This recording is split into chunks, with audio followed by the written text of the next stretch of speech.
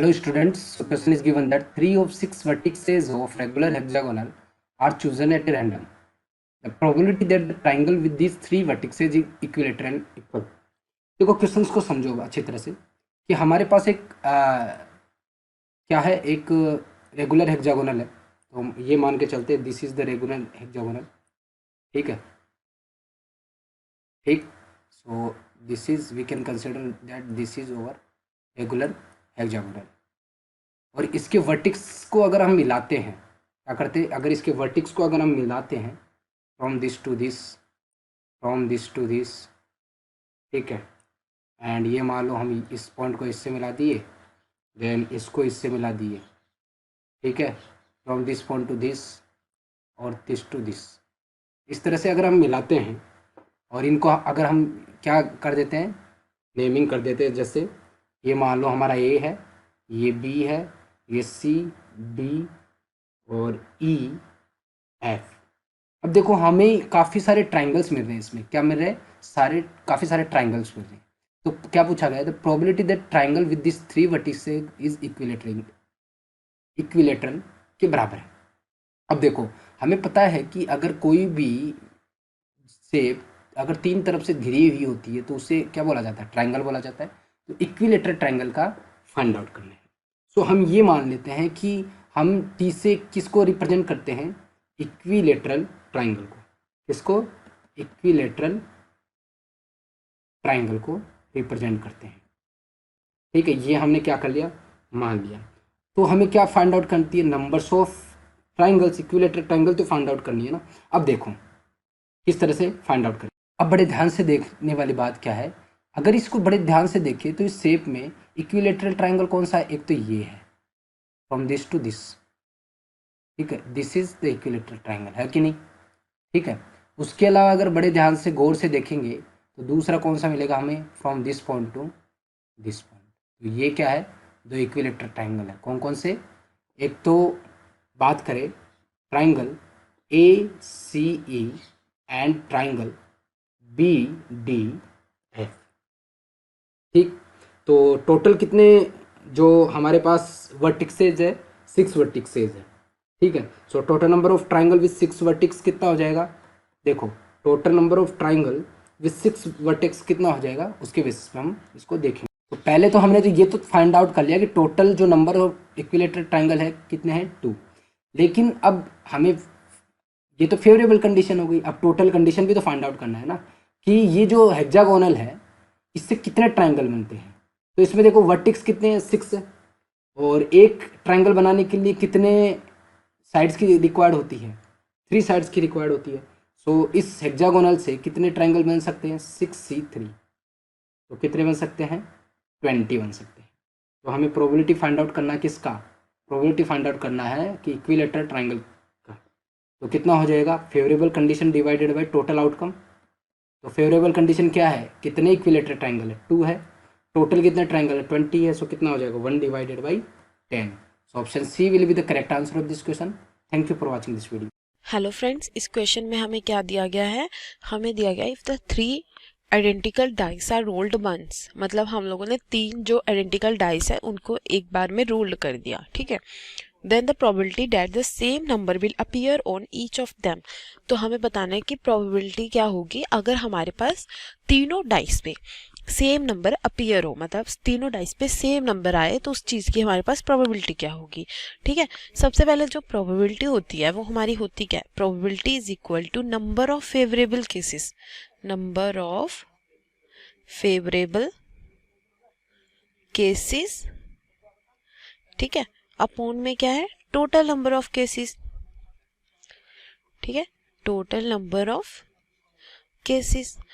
अब सबसे पहले अगर हम लोगों ने 3 डाइसेस को एक साथ वो कर दिया, मतलब एक साथ फेंक दिया, तो हमारे पास जो सैंपल स्पेस आएगा वो किस तरह आ सकता है, हमारे पास सैंपल स्पेस, वो सैंपल स्पेस ये हो सकता है कि या तो तीनों पे ही 1 1 1 हो, ठीक है, या फिर ये हो सकता है कि 2 पे 1 हो और इस पे 2 हो, या फिर ये हो सकता है कि 2 पे 1 हो लेकिन इस पे 3 हो, या फिर 1 1 4 अप टू 1 1 हमारे पास क्या आ जाए, 6 आ जाए। या तो ये पॉसिबिलिटी है, या फिर ये पॉसिबिलिटी है कि जो फर्स्ट और थर्ड पे 1 रहे, लेकिन यहाँ पे क्या आ जाए, हमारे पास 2 आ जाए। सिमिलरली यहाँ पे तो 1 1 रहे, यहाँ पे 3 आ जाए। ठीक है, अप टू यहाँ पे हमारे पास 1 6 1। ठीक है, और या फिर ये पॉसिबिलिटी है हमारे पास कि यहाँ पे तो 1 रहे, लेकिन यहाँ पे क्या आ जाए, 2 आ जाए। ठीक है, लेकिन यहाँ पे 1 रहे, यहाँ पे 3 आ जाए। अप टू यहाँ पे हमारे पास क्या है, ये यहाँ पे नेक्स्ट पे 4 आ जाएगा, 5 आ जाएगा, अप टू यहाँ पे 6 आ जाएगा, और यहाँ पे हमारे पास 1 1 रहेगा। ठीक है, अब क्या केस है हमारे पास, अब यहाँ तो ये है कि हमारे पास ये केस बनता है कि पहले 2 पे 2 रहे। ठीक है, यहाँ पे भी 2 रहे। अब क्या हो कि यहाँ पे तो 2 रहे, लेकिन यहाँ पे 1 आ जाए। ठीक है, यहाँ पे 2 रहे, लेकिन यहाँ पे 3 आ जाए। ठीक है, तो ऐसे करते करते हमारे पास बहुत सारे केसेस बन जाएंगे। ठीक है, बहुत सारे केसेस, हमें कितने कैसे पता चलेगा कि टोटल नंबर ऑफ केसेस कितने बनेंगे हमारे पास। देखो, उसको निकालने का तरीका ये होता है कि अगर तो देखो हमारे पास सिर्फ एक ही डाइस हो, ठीक है, एक ही डाइस को हम रोल करें तो उस पे कितना, उसका जो सैंपल स्पेस है हमारे पास कितना आएगा, उसका जो हमारे पास सैंपल स्पेस है तो वो क्या आएगा, या तो 1 होगा, या फिर 2 होगा, है ना, या फिर 3 आएगा, या फिर 4 आएगा, या फिर 5 आएगा, या फिर 6 आएगा। तो टोटल नंबर ऑफ केसेस यहाँ पे कितने हो गए, हमारे 6 हो गए। ठीक है, अब अगर हमारे पास 2 डाइस हो, 2 डाइस को अगर हम लोगों ने रोल करा तो हमारे पास टोटल नंबर ऑफ केसेस कितने बन गए, या तो यहाँ पे 1 1 हो, या फिर 1 2 हो, या फिर 1 3 हो, या फिर 1 4 हो। ठीक है, या फिर 1 5 हो, या 1 6 हो। ठीक है, दूसरा केस क्या बनता है कि यहाँ पे हमारे पास 2 हो और यहाँ पे 1 हो जाए, 2 हो यहाँ पे क्या हो जाए, 2 3 हो जाए। ठीक है, और यहाँ पे क्या हो जाए, 2 4 हो जाए, 2 5 हो जाए, 2 6 हो जाए। ठीक है, और नेक्स्ट केस क्या बन सकता है कि यहाँ पे 3 हो जाए और यहाँ पे 1 हो जाए, 3 2 हो जाए, या फिर 3 3 हो जाए। ऐसे करते करते यहाँ फिर 3 6 हो जाए। सिमिलरली अगर हम यहाँ पे देखें तो हमारे पास क्या होगा, अगर हम यहाँ पे 4 ले लें, यहाँ पे 1 ले लें, 4 2 हो जाए, या फिर 4 3 हो जाए, 4 4 हो जाए, अप टू 4 6 हो जाए। ठीक है, अब सेम हमारे पास क्या आएगा 5 के लिए, 5 1, और यहाँ पे क्या आ जाए 5 6। ठीक है, और 6 के लिए भी हमारे पास सेम 6 1, और यहाँ पे क्या आ जाए 6 6। तो ये हमारे पास टोटल नंबर ऑफ केसेस हो जाएंगे जब हमारे पास सिर्फ 2 डाइसेस होंगे। ठीक है, अब यहाँ पे जो टोटल नंबर ऑफ केसेस हमारे पास बने हैं वो कितने हैं, हमारे पास 36 है। ठीक है, तो 36 को हम कैसे लिख सकते हैं, 36 को हम ऐसे लिख सकते हैं 6 रेज़ टू पावर 2। ठीक है, तो हमारे पास एक जनरल मेथड आता है कि टोटल नंबर ऑफ, जो जनरल फॉर्मूला आता है कि जो हमारे टोटल नंबर ऑफ केसेस हैं वो कितने होते हैं हमारे पास, कि जितने हमारे पास 6 रेज़ टू पावर जितने हमारे पास डाइसिस हैं। अब यहाँ पे हमारे पास डाइसिस कितने हैं, हमारे पास 3 है, तो यहाँ पे टोटल नंबर ऑफ केसेस कितने आ जाएंगे, 6 रेज़ टू पावर 3 आ जाएंगे। ठीक है, अगर हमारे पास एक ही डाइस था तो हमारे पास कितने नंबर ऑफ केसेस आए, 6 रेज़ टू पावर 1 आए, तो मतलब 6 केसेस ही आए। अगर हमारे पास 2 नंबर ऑफ डाइसिस थे तो वहाँ पे 6 रेज़ टू पावर 6 2 आया, मतलब यहाँ पे 36 केसेस आए। अब हमारे पास 3 नंबर ऑफ डाइसिस है तो यहाँ पे हमारे पास टोटल नंबर ऑफ केसेस कितने आएंगे, 6 रेज़ टू पावर 3 आएंगे। अब हमारे पास जो फेवरेबल केसेस है, फेवरेबल केसेस क्या है कि हमारे जो जब हम डाइस रोल करें तो उस पे तीनों पे सेम नंबर आए।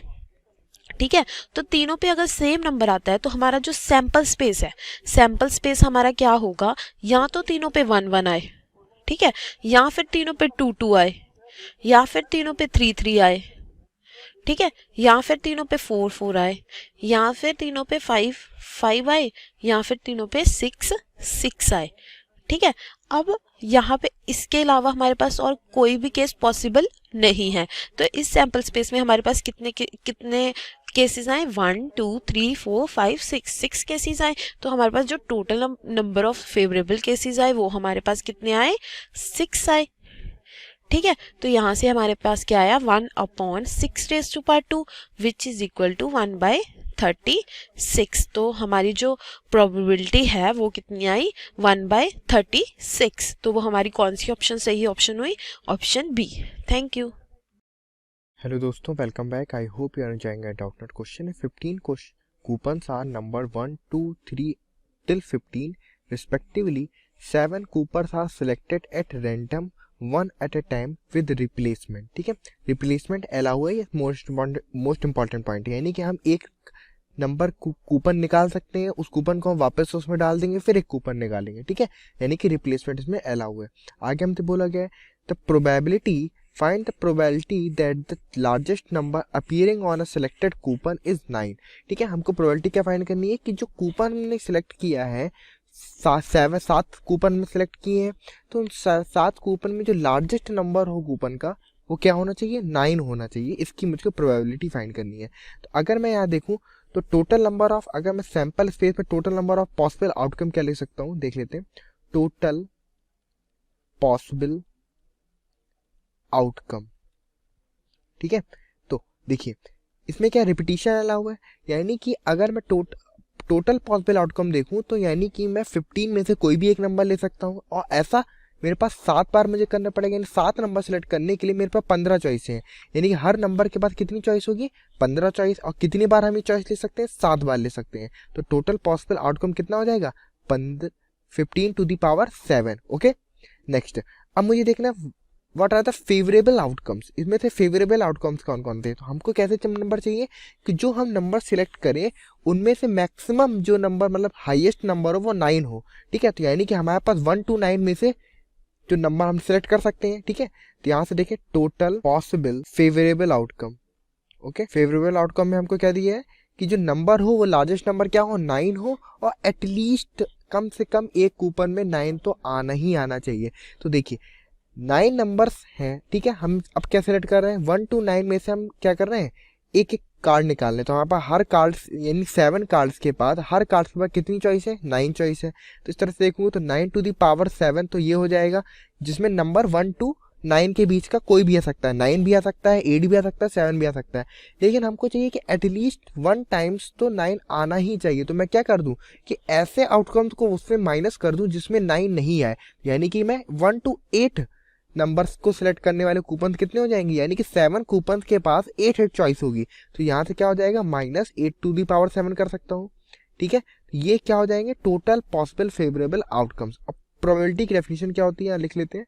Probability is equal to total number of favourable outcome upon total possible outcomes. तो यहाँ से क्या हो जाएगा, 9 to the power 7 -8 to the power 7 whole upon 15 to the power 7। ये मेरा इसका आंसर हो जाएगा। Okay, thank you, enjoy learning. The question is box 1 contains 3 cards bearing number 1 2 3, box 2 contains 5 cards bearing number 1 2 3 4 5, box 3 contains 7 cards bearing number 1 2 3 up to 7. A card is drawn from each boxes. Let xi be the number on the cards from the ith box 1 2 3. The probability of x1 plus x2 plus x3 is odd. Here in this question we have to find the probability of x1 plus x2 and x3 is odd from these option 1 2 3 and 4. So solve this. On solving, first of all we can see there are 3 box 1 contain 1 2 3, box 2 contain 1 2 3 4 5, and box 3 contain 1 2 3 4 5 6 7. Here we can see that we can find the probability of getting odd and even. For getting odd, here we can write probability of odd. The number of odds are 1 and 3, then 2 upon total 3, and probability of even, that is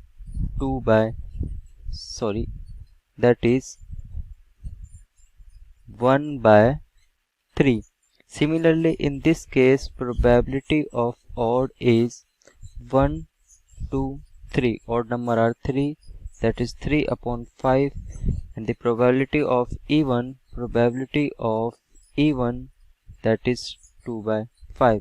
Similar in this case, probability of getting odd is 1 2 3 4. 4 by 7 and probability of even is 3 by 7. Now we have to find the probability of x1 plus x2 plus x3. So here we can have the two cases, case 1 and case 2. In case 1 there will be the x1, x2 and x3. It will be odd, they can be even. If this is even, this can be odd, this can even, and if these are even, this can be odd. And case 2 will be all are odd. So we can find the probability here differently. Now for the case 1, probability for the case 1, we have odd, even, even. We can solve the probability of odd for x1 is 2 by 3 into for even, that x2 for even 2 by 5 and for even 3 by 7. And for this case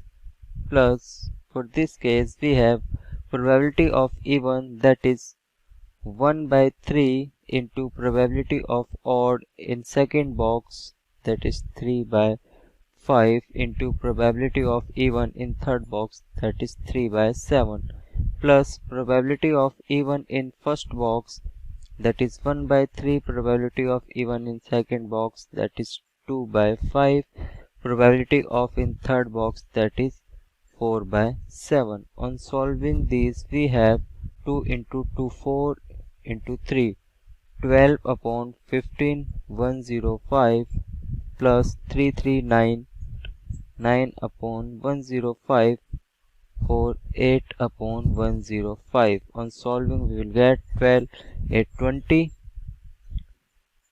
plus 9 upon 105, that is 29 upon 105. Now the for case 2, we have odd, odd, odd. The probabilities will be probability for odd in first box, that is 2 by 3, probability of odd, that is 2 by 3, in second box, that is 3 by 5, and third box 4 by 7.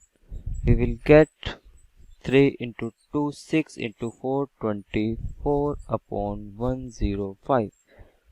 The total probability here, total probability for x1 plus x2 plus x3 is odd is equal to 24 upon 105 plus 29 upon 105. On adding these we have 53 upon 105 as answer. So we can check from the option 2 is our right answer, our correct answer, that is 53 upon 105.